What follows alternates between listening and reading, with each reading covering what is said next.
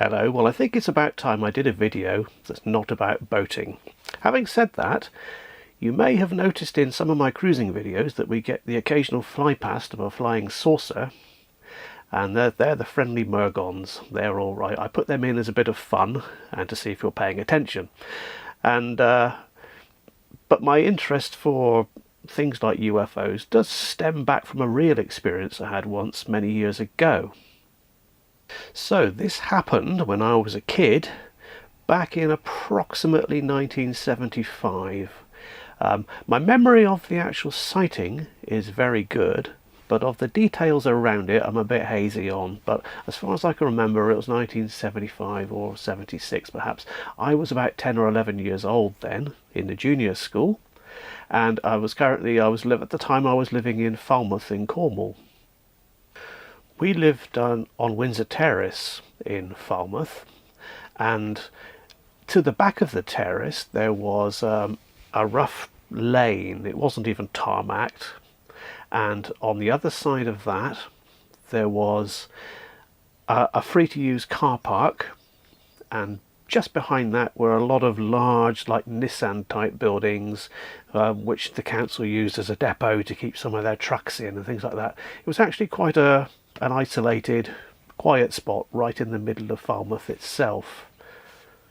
Anyway, just to give you an idea of where I was at the time, let's have a look at the map. So this is Cornwall, and there's Falmouth there. This is where I spent most of my childhood, and as you can see I lived right in the centre of town. And this is the old car park behind the house. I was standing where the yellow marker is, and within the red line there, none of those houses existed then. It was just car park with a few of these large huts around the edge of it. It was a quiet, open, fairly dark space, really surprising for being in town. Now, even though I was only about 10 or 11 years at the time, I had, even for some time prior to that, I had a good interest in astronomy. And every available occasion I'd be out the back garden with binoculars looking up at the sky, and I was not ignorant. Even though I was very young, I wasn't ignorant. I'd seen a great many shooting stars of all types. I'd seen lots of aircraft, and I'd seen a lot of satellites as well. There weren't many satellites in space back then, but I had seen plenty of them, so I knew what they were. You know, if I saw anything in the sky moving, I would be able to tell straight away, shooting star, plane, that's a satellite. Okay, but one evening, I think it was probably autumn time, about 8 o'clock, it was dark, and I was out in this back lane behind Windsor Terrace with a group of other kids. I think I was about the oldest one there. And they saw this as well, and we were there just playing, but I was also looking up at the sky, and then I saw two lights appear, and they were moving in a straight line from south to north across the sky, and they didn't look like anything special. They looked like two bright stars, very bright stars. In brightness, same as like the planet Venus would look. You know, they were very bright stars, but there were no flashing lights and there was no sound whatsoever. And they appeared in the south, and they flew towards the north, and they crossed the sky very quickly. I would say about less than 2 seconds to cross the entire sky. Now that's slower than a shooting star would go, and it's a lot faster than an aircraft would go, so it didn't fit any of those criteria. So how can I describe these two star-like lights? Well, there were two of them. They were flying side by side, but one of them was slightly in front of the other. Now if you, at arm's length, if you spread two fingers and at arm's length and then look at that up against the sky, that's about how far they were apart, and they crossed the sky very quickly. If they'd been aeroplanes, I would have, for one thing, I'd have seen flashing lights and things like that with them, and there would have been sound, even if the sound was delayed. But they were going much too fast for that. I'd also seen a great many shooting stars, even at that age, and some of them, you know, as they burn up in the atmosphere, they can be different colours and they can leave a smoky trail behind them. These did nothing like that. These lights that I saw, as far as I could say, they weren't burning up in the atmosphere. Also, shooting stars, they travel very quickly, and they don't appear as stars, they appear as streaks in the sky, because that's just the speed they're going. And the two lights that I saw, they did remain as points of light as they crossed the sky.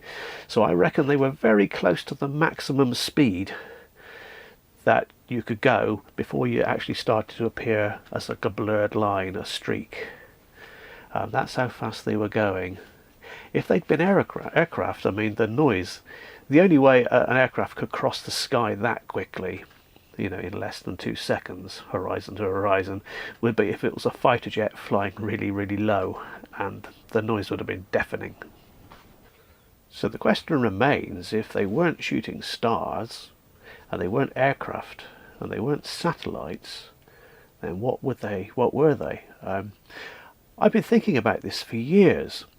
And when I saw them at the time, I knew immediately that what they were was unusual and something out of the ordinary, something I've never seen before, and I can honestly say I've not seen anything like it since. I've got two possible theories as to what they were. I have no idea which one is correct, or if it could be something else, I don't know.